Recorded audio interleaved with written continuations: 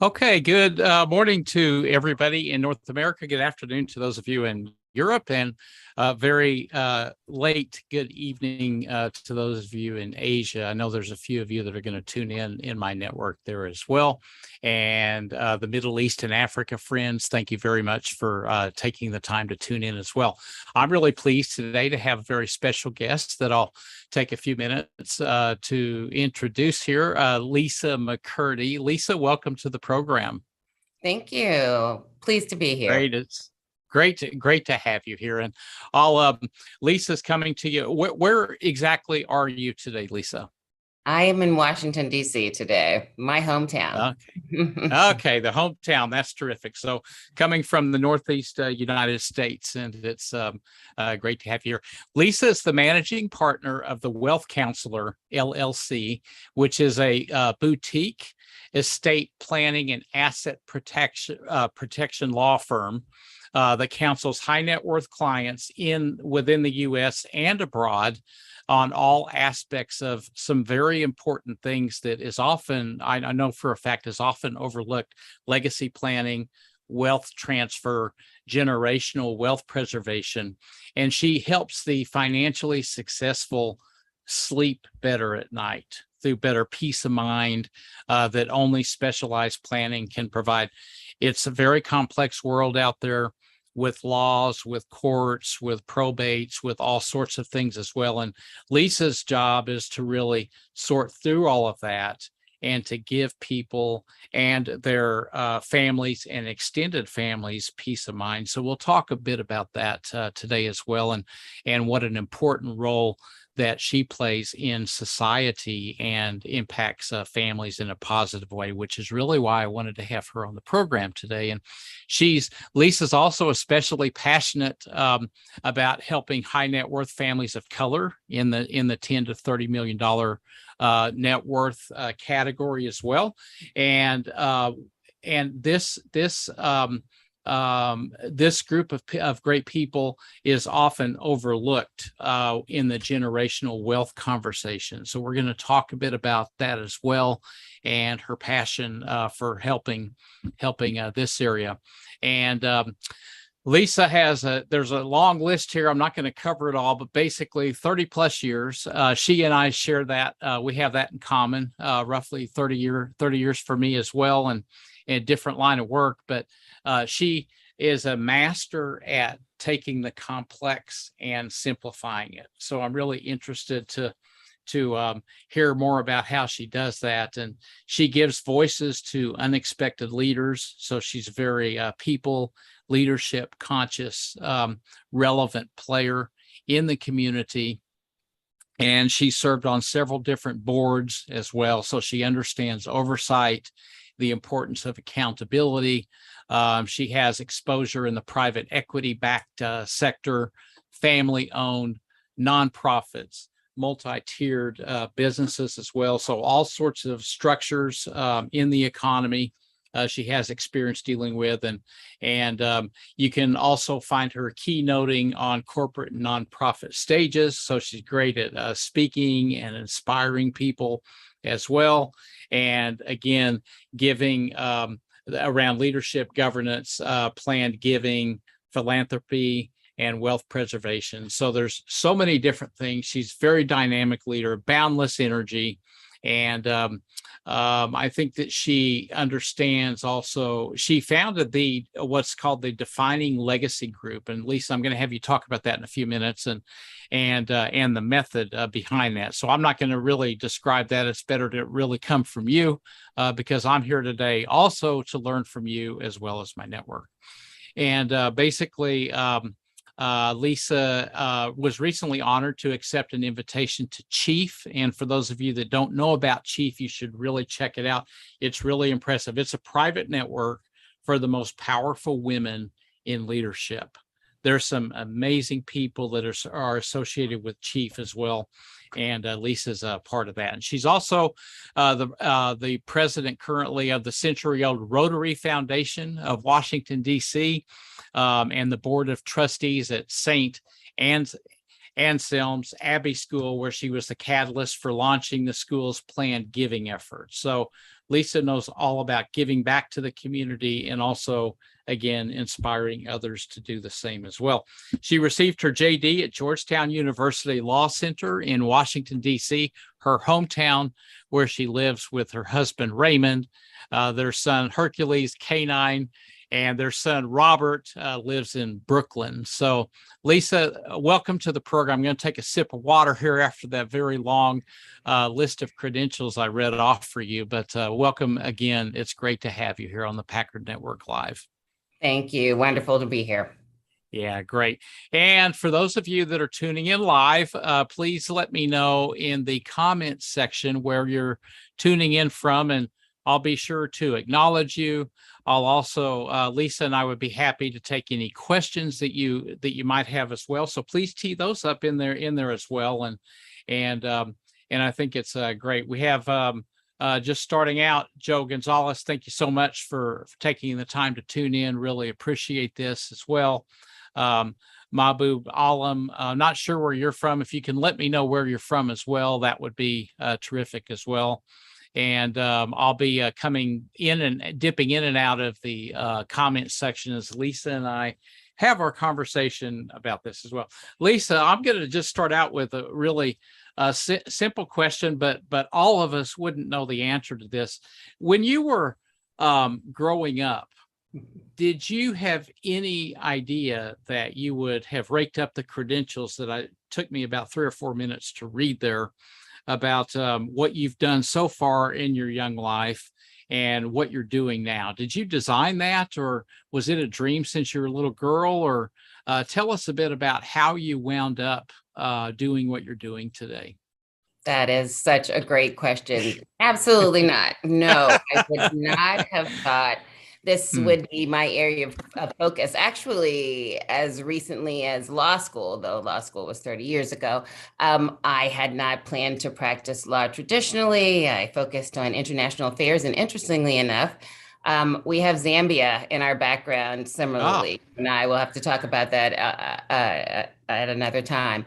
But Sure. Yep. I never would have thought this would be my focus. This is really serendipitous, and we can talk about that a little later, how I pivoted from international affairs and diplomacy to trust and estates law.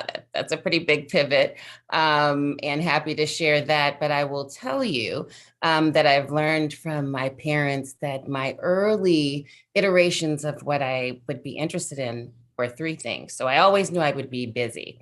I wanted to be a doctor, a cowgirl, and a beautician at the same time. Now, wow, that was the so that was your dream. That was your dream. Okay, great. Keep talking to us. This is great. Exactly. Yeah. So multidimensional, yes, but this particular area, no. Okay, good. So what kind of changed along the way? I mean, it's fantastic. I had a similar, with me, I was going to be an engineer. What it turned out, because I didn't know why, it turned out I dropped out of that and went on a completely different course. Didn't know it at the time, but I was always going to be this engineer growing up in the 70s, and I wanted to kind of make things, but I didn't know what, and it didn't really work out for me because I didn't really like I like dealing with people more than I like dealing with things and objects and fluid dynamics and calculus. And it was just too much mathematics for me. And I did well in it, but it just didn't really feel right. So that was my experience. And it took me to university age to actually realize that. How about you? So you had the vision and dream of doing these 3 things, and now you're doing something totally different. Tell us what happened. Sure, exactly. Well, I decided somewhat early in my, I guess, college career that I was very interested in international affairs and diplomacy. And so I focused a lot on that in law school. Though I was lead articles editor on the Tax Lawyer, so that might sound like I had an idea of what I would do later on. I took a lot of courses with the foreign practicing attorneys achieving their LLMs. So I was very focused on diplomacy. out of law school, took a political appointment, and that pivoted me into consulting work, global consulting work in South Okay. Africa. I got that call, though, that an elderly uncle needed a court-appointed legal guardian. He had done well for himself financially, but unfortunately was suffering from dementia. And when you're that lawyer in the family, you're called for these types of things. Right. We're a family of givers. And so it changed the trajectory of my life in assisting with his care and everyday decisions. So when you're a guardian of an adult, it's a little bit different than being a guardian of a child, because an adult, of course, has this entire life. So there are many facets, every facet that you can think of in your life. You also have to manage those elements for that individual who's still living, who still needs support, needs healthcare decisions made, financial decisions made, and that sort of thing. So serving in that role made me realize that there was something I had to share with communities that hadn't planned. And frankly, that's really most communities, when, and it's the fault of our industry. We've talked about estate planning and wills and trusts as planning for death. Well, if you're only planning for not being here, that's not something that you want to do. That's not something that you wake up and you're joyful and you're interested in doing. So I realized, one, that we must change the conversation to focusing on your estate planning really being a celebration of your life, that impact that you're going to leave behind. How are you going to help others to thrive, both in your family and in your community? And then the conversation changes. Then you become a little bit more interested and willing to discuss, to be intentional about those individuals you want to support, those causes and that sort of thing, because it's much more uplifting conversation than, well, when you're no longer here, when you're right. What and that's why a lot of that's why a lot of these conversations just don't even happen, right, Lisa? They don't, because it's not comfortable to talk about that, and it's emotional. It's sad. People don't, and I do have very close. I'm not going to disclose it for privacy reasons, but very close experience with family and dementia and the challenges associated with this. You can plan for everything in the world, but oftentimes the gap there is planning for living with a horrible disease like dementia or something like that. And then that gap, if it's not covered, then other people scramble around and have to find a way to cover it, right? That's right. So anyway, please continue. Yeah. Sure. Your family has to scramble if certain documents aren't in place. They're not authorized to make these decisions. And the process when these documents aren't in place and an individual needs assistance is just a very emotional public process of declaring your loved one incompetent, having doctors and other professionals and neighbors and friends have to weigh in through descriptions of circumstances to validate that, in order for a court to feel comfortable, of course, taking someone's right away, of them making their own decisions. And so it should be an intense and intentional process, but nobody would want to go through that. So I appeal to all, prepare your documents while you have capacity. You may never need them, but one, you want to make sure that you are identifying those individuals whom you trust to manage your affairs in the ways you would like, on your behalf, with all of the fiduciary responsibility behind it. And you want these things in place so that this doesn't have to become a public situation or an emotionally difficult circumstance for your loved one. They're already dealing with, the concern with your having difficulty making decisions and changing the perspective or the individual that they've always known. But you want to make sure that they're in a position to be able to help you to thrive and live your best final years. Right. That's great. And Lisa, how important I'm getting a little bit off the track here, but that happens on my program. So we'll get back to your journey, which I want to continue hearing. But since we're talking about this important aspect, I've got a question. How important is it to engage with a qualified lawyer versus using the ultimate encyclopedia that we all have access to now, Google and documents and all sorts of stuff, and getting it done from the web? Could you talk us through a bit about that? Because I'm sure you have extensive experience seeing Absolutely. cases where maybe it's worked out, maybe it hasn't. I have no idea, but I've always been on the side of engaging a professional, get it done properly. But I'd really like to hear it from you, because I don't know if I'm right about that or not. Well, you Yeah. are. Okay. You don't know what you don't know. I'm not a physician. I'm not going to try to medically, determine what's wrong with my body. I need Mhm. to go to a professional, someone who has been trained, someone who can identify those areas of exposure and concern that I can't possibly know I'm missing, if I were to try and do something on my own. And so all of the do-it-yourself programs, when examined, and be sure to check those disclaimers. Once those documents are necessary, meaning you no longer have capacity or you're no longer here, it's too late. And my clients are just much more intentional than that. And I think many of us, if you haven't prepared your documents, think about who might raise their hand and might be a member of the legal community whom your family doesn't know. They don't know your customs. They don't know your traditionals. They don't know your wishes, who would be appointed to make decisions about your assets, your loved ones, whom you want to support down the road when you're no longer here. But think about, while you're living, if you have not established certain documents and decisions need to be made, a stranger is appointed to manage your affairs and to manage decisions about every aspect of your life, medical decisions, from procedures to medications to day-to-day care, to where you will be living, the assets, your assets, which ones will be sold, how they'll be distributed, for your care, and then later on for your loved ones. And of course, they will be, receiving a hefty fee.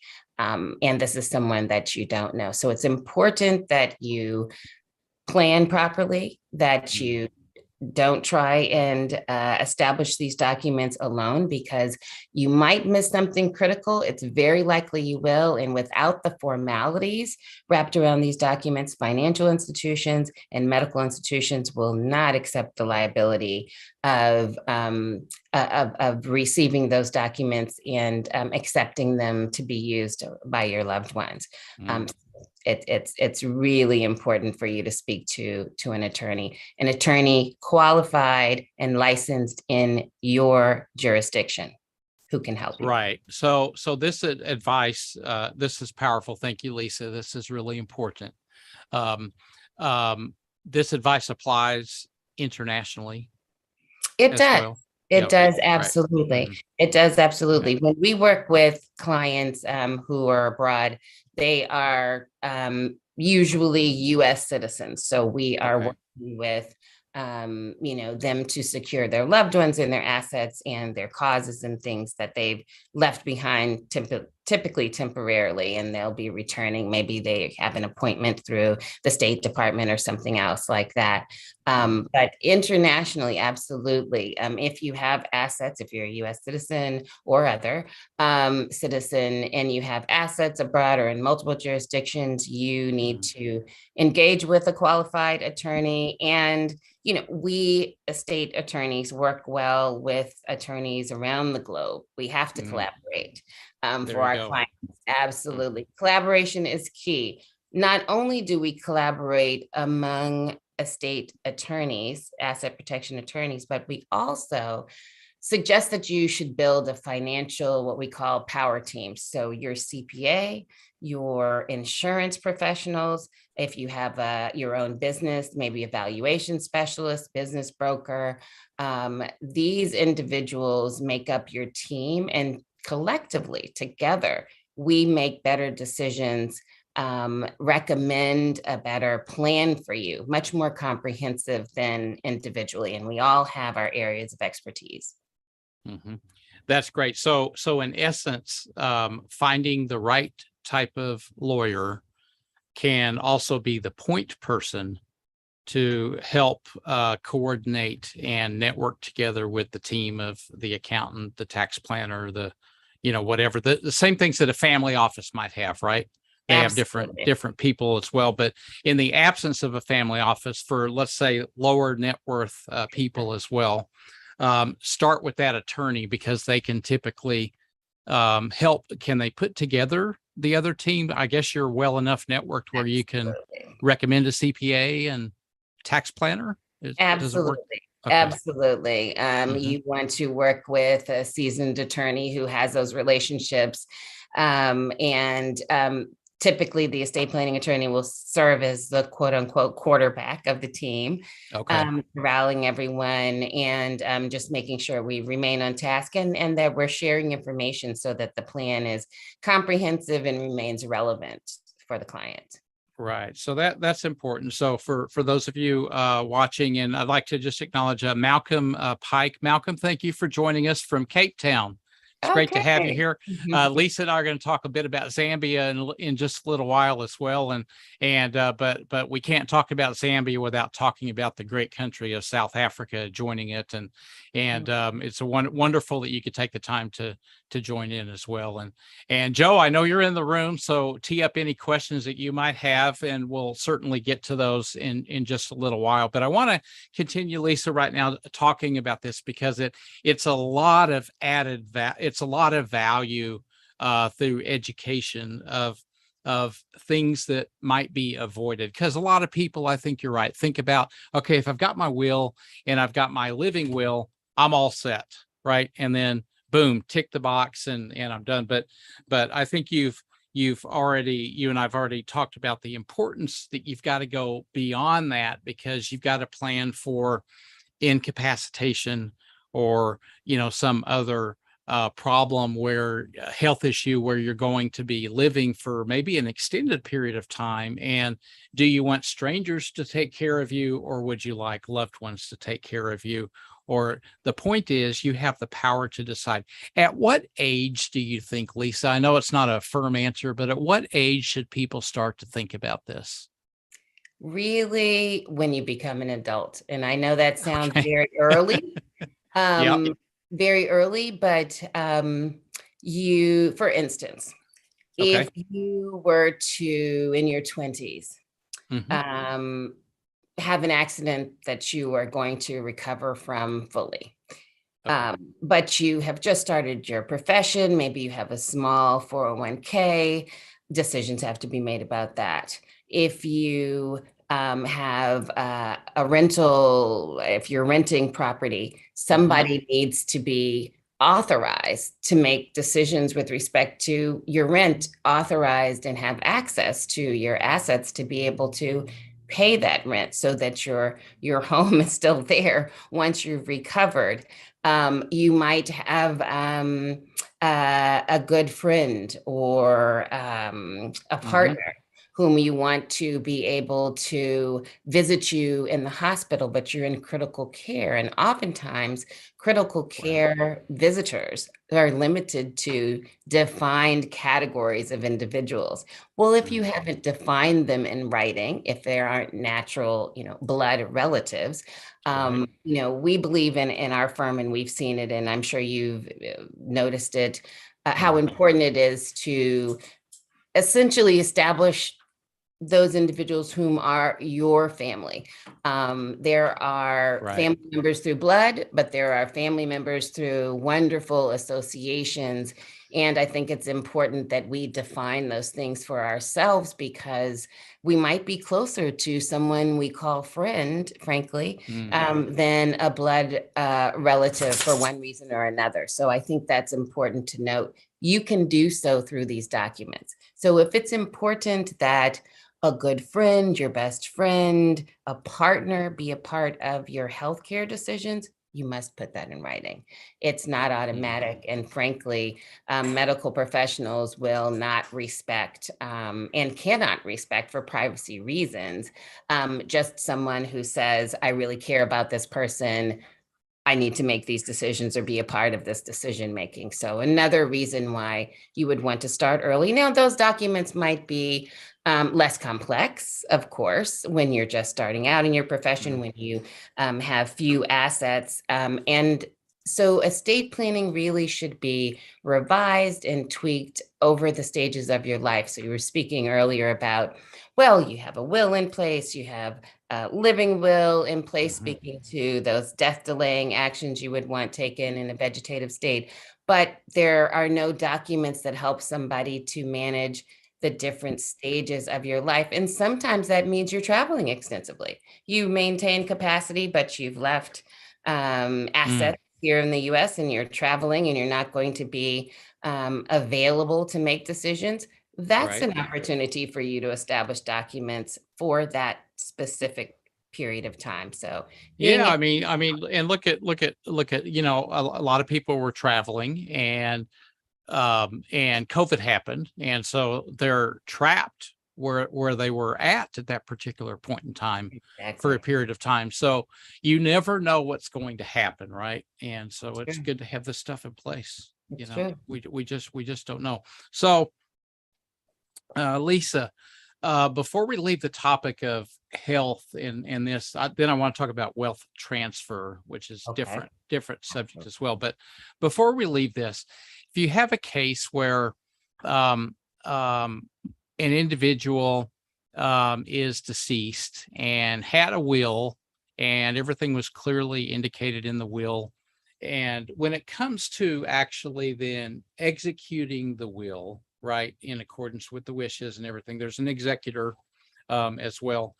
Are there different, within the United States, within Canada, are there different state laws that define what must be considered? Like, is there a threshold value of property before you know, different tax rules kick in, or how does it vary depending on the state that you're in?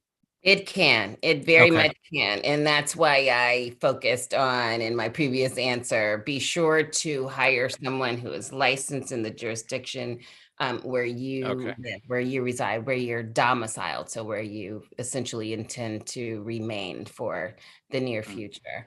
Because the laws are different. And there are different thresholds with respect to your state law, and then there are kind of some overarching thresholds with respect to federal law.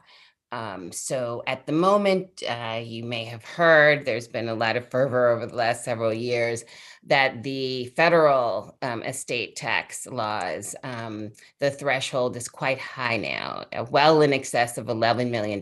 So if you were to, you know, unfortunately pass away at this time, so prior to 2025, with respect to federal law, if your assets were below that level, then there would be no question with respect to estate taxes. However, there are some states that have a much lower threshold. And so you need to make sure, again, and this is part of not knowing what you don't know if you're trying to establish documents on your own. You can end up paying several thousand, several hundred thousand, even millions of dollars in estate taxes, something that's legally avoidable if you plan appropriately. And some parts of that include wealth transfer. You can transfer certain assets out of your estate to the same loved ones that you would intend to support, you know, post-death. You can do that incrementally over the course of your life. And being intentional about that, it can provide a few benefits. One, lower your estate's potential estate tax bill, but two, begin to empower your loved ones and give you an idea of how your loved ones, how your beneficiaries will handle assets. So Mm, it gives you a mm, picture. For instance, annually, you can give $15,000 to as many individuals as you like, and there's no need to file a gift tax mhm, form. If you were to, for instance, choose a 20-something year old, a young professional, I'll say, and decide to start a gifting program with your young professional children. mhm, Having a conversation with them, maybe tying a contingency to it that they identify a financial advisor, begin having those conversations about budgeting. Then you're able to kind of monitor and understand if you mm, need to revise, tweak, create estate planning documents that provide more guidance for them over the mm, course of their life, or if they're able to, pick up the baton and thrive in that environment. It gives you an opportunity to do the two things: transfer assets and reduce your tax bill, begin wealth transfer to the next generation, and also get an idea of how they'll be able to handle that responsibility. mm. That's great. That's fantastic advice as well. A little bit of a put put the training wheels on the bicycle, kind of see how they're doing, and then if they're doing well and you're satisfied with that, because it is your assets after all that we're talking about, right? Right. And see how they're doing on that bicycle, and maybe you can take the training wheels off a bit, and as your confidence grows, based on Exactly. how they're doing. That's a great idea, Lisa. Last question, then I want to kind of ratchet things up a bit to Okay. specifically what you do in that space. I have a lot of people in my network that are in the high net worth category, Sure. mainly in Asia, that will see this on replay, and they're in private, their assets are with private banks, some are with family offices even. And so Absolutely. they're really interested to hear that part of the conversation. But before we do that, viewers, what you've heard so far applies to everybody everywhere, not ultra high net worth households and high net worth households. So it's just it's general advice, right, that applies across jurisdictions, et cetera. So before we leave this particular category, Lisa, how does somebody, I've encountered family and friends that something happens and they need some legal work done. Okay. And along the lines of what you and I are talking about so far, and they don't know how to find an attorney. So they go to Google, and the typical Google, like diagnosing a medical condition on Google, right? Yeah, Exactly. 10,000 approaches Sure. on lawyers. How do you know to trust? What is the best approach, process, up to you how you answer this Sure. question, for finding a competent lawyer that can handle what you and I are talking about? Your state bar association, your Mhm. jurisdictional bar association is going to be the best source, because that's where you can find out if there's been discipline with respect to the attorney. If the Mhm. attorney is licensed in that jurisdiction, that's the best place to start. And also, of course, ask your friends, ask your Mhm. neighbors whom they've had a great experience with or otherwise. But I would say start with your bar association. That is going to be a place where where you're going to be able to go beyond Google marketing and really Right. get to the crux of Yeah. who's licensed and who's competent based on objective standards that would be applied by a bar association, a licensing association. Mm. That's okay. That's great. Great advice. Thank you, Lisa. Okay, let's talk about some high net worth families, what you Sure. do specifically. So maybe you could kind of get back to your journey, and it'll be a good segue into this, where you were helping this family member because you were the lawyer. They called you, you got involved, and Right. that type of thing. Why don't you pick up your journey from from where you left that off, and then we'll get into specifically what you're doing today. Is that okay with you? Absolutely. Great. Absolutely. Okay. Well, Good. serving in that role, you can imagine where you're making decisions about every aspect of someone's healthcare, financial affairs, day-to-day care, medications, but also assets. You learn a lot, and you realize that there are certain documents that are never spoken about. Not just power of attorney documents that allow you to transfer this authority to make decisions. And we've already talked about wills and living wills, but trusts. Trusts are essentially asset management systems that you establish during your lifetime that will continue for generations to come.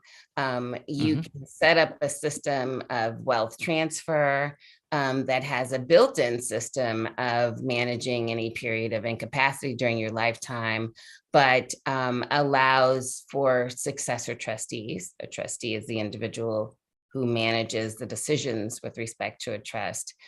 Allows successor trustees to make decisions in the moment with respect to circumstances that arise with beneficiaries. So this might be a circumstance where a beneficiary is about to marry, and it might not be the best time to make a distribution outright to the individual, or you can include certain guidance, such as a requirement for a prenuptial agreement for that individual, in order for that individual beneficiary to receive distributions. So when we're speaking about high net worth individuals, typically our clients want to support their children, grandchildren, their bloodline and lineage, and allow their children and grandchildren to make decisions with respect to spouses. So there is an interest in protecting the assets and retaining them within the family and within the bloodline, versus for those assets to be automatically transferred or to be considered marital property. Again, this doesn't mean that clients don't appreciate their in-laws.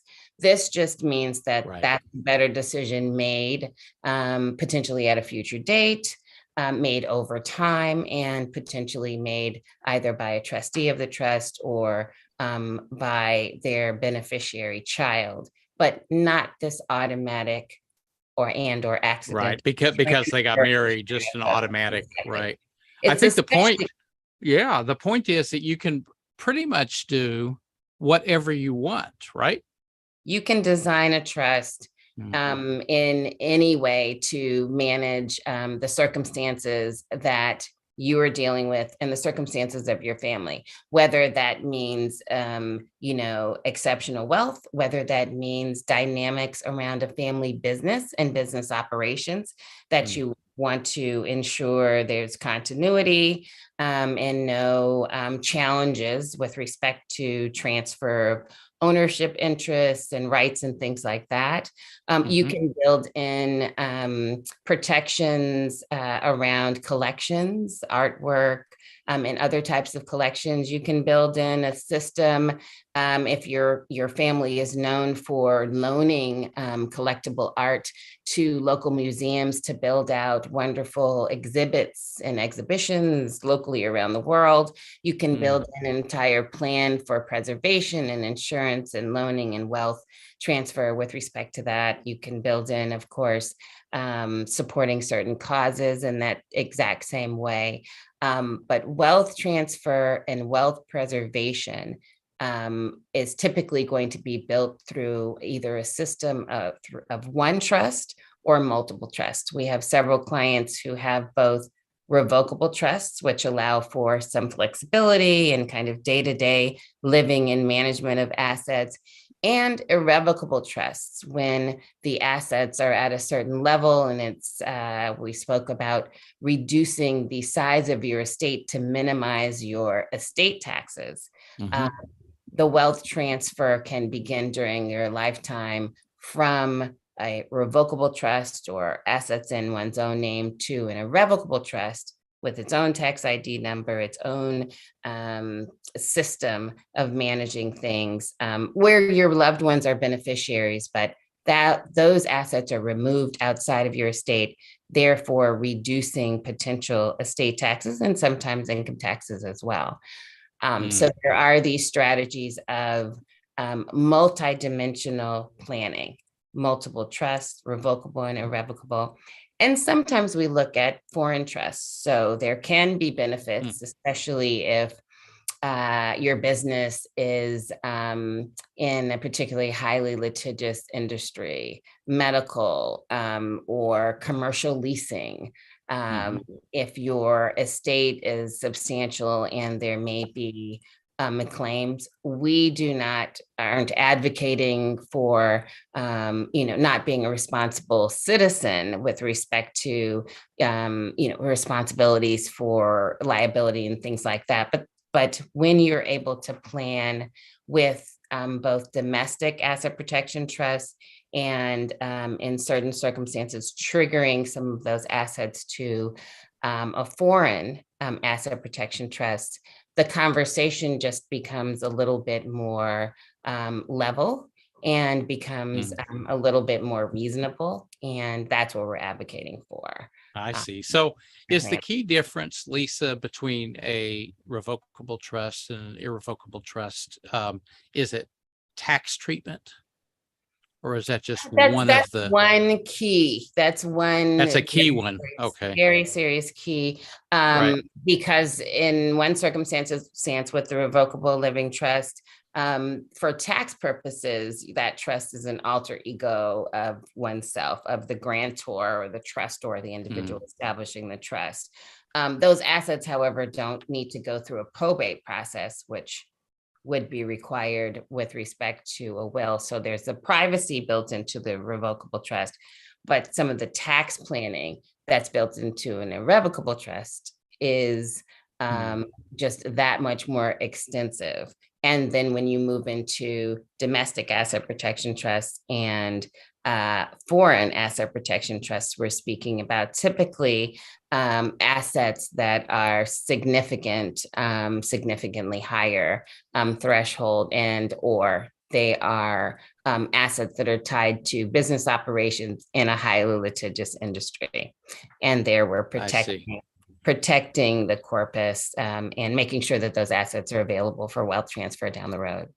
I see. So basically, if an individual has a will, no trust whatsoever, at least in the United States, that they are subject to probate processes. And then that would depend on, obviously, there are thresholds of different things like that. So maybe it'll just sail right through. But is that a fair statement, an accurate statement to make, that if you have a will, you are going to have to go through a probate process? That is correct. If you have a will-based plan, even if you have the additional necessary, what we call your essential basics, so your will, your power of attorney for healthcare, power of attorney for property, and living will, that plan is going to require your assets to go through a public probate case.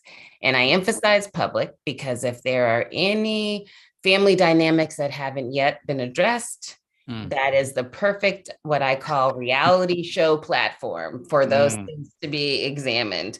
Wills-based plan. A trust-based plan allows for the wealth transfer and post-death, the final payment of bills and final resolution of things to be done in a private environment, because provisions empower your successor trustee to manage all of those things in a private, personal manner. There you have it, folks. So I think what we just heard is that if you want to keep things really private and design them in excruciating detail, find a qualified attorney and discuss the trust route. Right, Lisa? Absolutely. Otherwise, if you've been told and grown up to believe that a will is good enough and it defines everything and things are going to be kept private and settled, that may not necessarily be the case. And in fact, it unlikely will be the case. So it's not just as simple as having a will, I think is the point here, right, Lisa? That's absolutely the point. Absolutely the point. And just to provide a little bit more history on things, Mm-hmm. our life expectancy was quite a bit lower many years ago. And so if you prepared your will, that made sense because typically you would work until 65 or so, Right. and you would have maybe 10 more years to live. Yeah, maybe. And so if you established your will, there wasn't much more that you needed to plan for. Now it's not unusual to live into your hundreds. And so you need to plan accordingly. You need to plan accordingly for your level of wealth, and you need to plan accordingly for your life expectancy and those different stages of your life where your plan needs to be tweaked and ebb and flow, and most importantly, remain relevant for you. Yeah. So I'd like the listeners to just take away two things so far, and then we're going to move on to some other subjects, but consider wealth and health. I think that those are two themes that we've talked about for the last 45 minutes on this as well. Don't just cover one and not the other. I think both are really important. And it really comes down to, Lisa, again, correct me if I'm wrong, but it really comes down to who is going to control this, and is it going to be in a public domain or a private domain? And by planning things out ahead of time with a qualified expert, you can completely control this and design it however you like. But if you don't do it, then that control, you start to lose the grip on that control. Is that anything you correct me on? That's absolutely correct. That's absolutely correct. Yeah. And the best that you can do for your family is to have designed an intentional plan, one aligned with your values and principles and wisdom.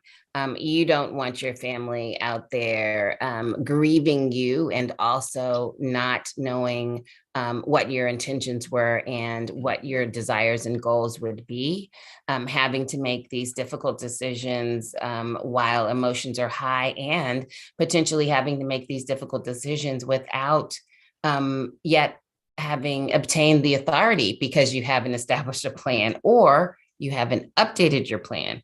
You've established a plan, but all of the fiduciaries you've named are no longer here. That's not helpful. If you've established a plan and you haven't shared where the final executed documents and plans are located, whether that's to identify the attorney who might be holding on to these things and securing them for you, or a safe where you might have them placed, it's as though you don't have a plan. So you need to not only make sure that your documents remain relevant and updated, but you also need to inform those individuals whom you've named that they've been named in these roles, and make sure that they know where they can put their hands on these documents, these important documents, when the time comes. Right. Yeah. Great advice. Okay. Tell me about Zambia. I actually, for the viewers, Lisa and I just found out that we have Zambia a little bit in common. I spent a few years in that part of the world and 1 year living in Lusaka, Zambia. But Lisa mentioned to me right before the program that we had Zambia in common. So Lisa, tell me about Zambia.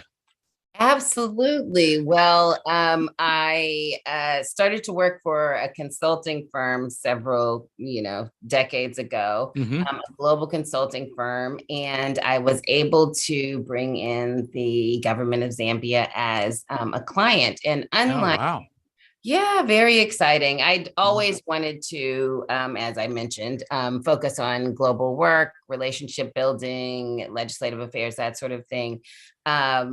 And in particular, with respect to Africa and building relationships with the US, it was unusual in that typically when you are representing a foreign country, you're working through their US embassy. And of course, we had relationships with U.S. Embassy and the permanent representative at the UN in New York for Zambia. But we work directly with State House, like our White House here in Lusaka, and it was during President Chiluba's presidency. So that dates me, I know, but I mentioned I've been at this for many years, and it was just a very, very rewarding time to be able to build those relationships.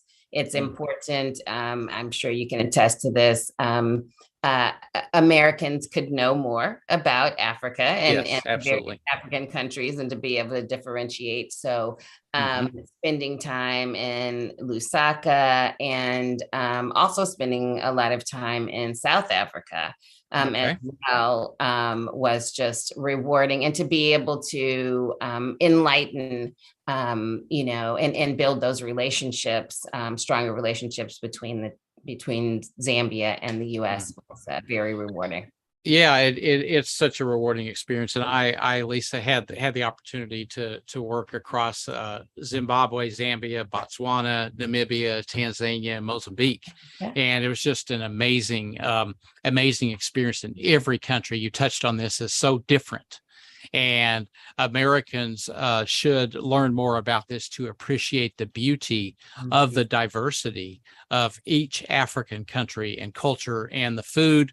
Every staple food is different. The mining and minerals are different. You've got, diamonds in Botswana. You've got a little bit of everything in Zimbabwe, if it's still there. You've got the most educated Africans are from Zimbabwe. A lot of just brilliant things that you wouldn't know unless you spend time on the ground there. And so I really hope that the Americans will take lessons from the Chinese, actually, on learning more about Africa and investing in Africa. And because I think that it would certainly help them back here in America to learn how Africans do things. There's a lot to learn from that. So I think that's really wonderful. Lisa, you're passionate about helping people of color in the high net worth space with what you do, many of the things that we've talked about over the course of the past hour. Tell us a little bit more about that. And is there anything that I can do? Is there anything that listeners can do to support you in that effort? Because I'm also passionate about that as well. Sure, absolutely. Well, I think first and foremost, acknowledging that there are wealthy members of color. There are. There are substantial, and educating the community has been, as you said, a passion of mine. Educating in ways that we've talked about today, that you need more than a will, that to keep things private, which is prudent these days. Consider a trust because a trust will enable you to manage things well for future generations, and enable you to transfer your wisdom. And how do you do that? You add contingencies to distributions. You provide guidance through the trust documents.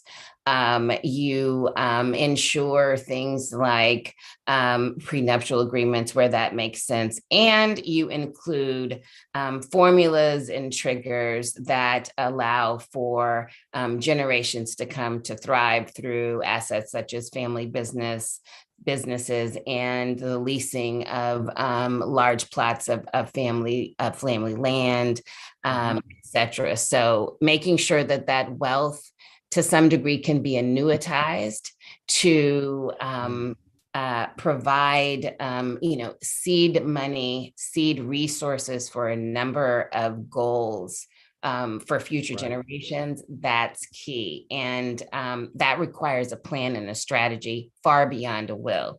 A will is established to gather assets, pay final bills, and transfer with no long-term plan. Through trusts, and certainly a series of trusts that speak to different things, you can impact future generations well into the future. And then I could go on about the additional planning around that. and detailing around that. But trust can be a critical component to wealth preservation and wealth building and wealth transfer. Right. Okay. That's great. Well, just you should make a note also that you're welcome to use my platform anytime to help get this word out and spread this, okay, to people of color. I'm very willing to use my network, and my network feels the same way about it that I do as well. And so please, that's an open invitation, Lisa, if I can ever do anything on my platform to help you. I did want to mention defining legacy group. You asked me about that. Yes, that's next on my list. Please dive right into that. Defining legacy group was built out of, clients will tell you what they need. We were being hired by adult children to start the conversation with their parents, typically wealthy parents. They didn't want to seem greedy, or if they were moving them out of a role into a role where they wouldn't be managing their own affairs. They didn't know how to start the conversation. So we realized that there sometimes needs to be this facilitated conversation, multi-generational conversation around values, principles, and goals. Things that should be part of your estate planning, but you might not be ready to sit down with an attorney if you don't know that the next generation is interesting or ready to take over the family business. If you haven't had those conversations, you might consider the youngest in the family so unfocused because you haven't had these conversations that you don't realize that they are ready for the responsibility and willing to apply that to their lives to become ready as necessary. And so these conversations unlock some of those issues that I mentioned before, the family dynamic, things that haven't been discussed, but they build comfort in the matriarchs and patriarchs that, okay, the next generation is ready. That sandwich generation that is concerned that they're going to have to manage mom and dad's affairs and raise children. They now have a platform to discuss specific interests, needs, intentions, and planning. And in the youngest, as young as 5, 4, they have a sense about what their family should be known for in the community, a sense of pride with respect to their families. And when they understand that they are going to be given this responsibility in the future, maybe decades down the road, but in the future, they have a different sense of the achievements that they should focus on, their schooling and other types of things that they should focus on, and just being responsible members of society, whatever that means to a 5-year-old at the time. But they do have a sense about these things. So this is a conversation that should be had periodically among family members, and it helps them to become ready for and to continue the legacy planning. We call it legacy on purpose, planning intentionally about and celebrating both their living legacy and their lasting legacy. Okay, good. So what is the best way if somebody wants to engage with this defining legacy group, what's the best way to do that? You can reach out to me through LinkedIn, of course, our website, defininglegacygroup.com. But reaching out to me, I'm very active through LinkedIn, Instagram, Facebook. It's the time where you need to be accessible, and we want to be accessible. The firm and company were established to educate and to be an engaging platform for the community at large. And so we're here to help. That's fantastic. And to be available. And the best way to reach you, if there's a client that's watching this, right, and they want to engage with you to help them, do they need to be in Washington, D.C., or tell us how that would work? So we work with several jurisdictions, myself and the others in our firm. If we If a client reaches out to us from a jurisdiction that we don't cover, we will refer them to somebody qualified. And that can be very helpful to individuals. We're happy to refer to qualified other individuals. We have estate planning network of attorneys around the country, frankly, around the globe. So we're happy to put them in the right hands, based on their needs. Okay, that's great. Good. That is fantastic. And the last question I have before we log off is, do you have any advice for women that are striving to obtain senior leadership roles? Okay, wherever they are around the world as well. They're talented, they're qualified, they work hard, they deliver. A lot of people just like yourself, and any advice for them, because we also know the realities that maybe things aren't on an even par, as even as they should be. Some countries are more extreme than others as well, but in general, there's some progress in some parts of the world, but overall, it's still slow. If you look at women on boards, and you've served on several boards as well as a woman, same thing in executive CEO positions, same thing at the exec level as well. Any advice, general advice that you've accumulated over 30 years that you want to give to encourage women? Yep. 2 bits of advice. One, brag a little. Don't be your own best kept secret. Definitely share your achievements. It might feel a little uncomfortable, but if you haven't shared, if you are not speaking to your achievements and qualifications, it's difficult for even those who really want to support you. It's difficult for them to do so if you haven't provided them the tools to do so. So brag a little. The other I would say is, find those international organizations that will foster women being more active on their board. So, I'm very involved in Rotary International through both the DC Rotary Club and DC Rotary Foundation. And Rotary is global. Rotary can be found, for instance, in the smallest country, most remote country, most remote village. And there are leadership opportunities there. So if you don't find the leadership opportunities right in your community or right in your company, branch out. There are international organizations where you can find that leadership opportunity. That's wonderful. I've never heard that advice before. As international a person as I am, that's wonderful advice, Lisa. That's great. Yeah. Right.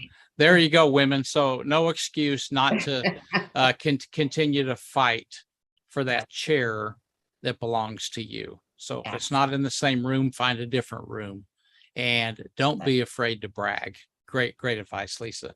Lisa, we're out of time now, slightly over. Thank you so much for the wonderful advice and a lot of great education that would apply to anybody, I think, anywhere, on whether they want to have control over their health and wealth or not, is really kind of what it boils down to. And I really appreciate you sharing your years of expertise and knowledge around this. And I'm sure a lot of people will gain from hearing our conversation the past hour. Thank you.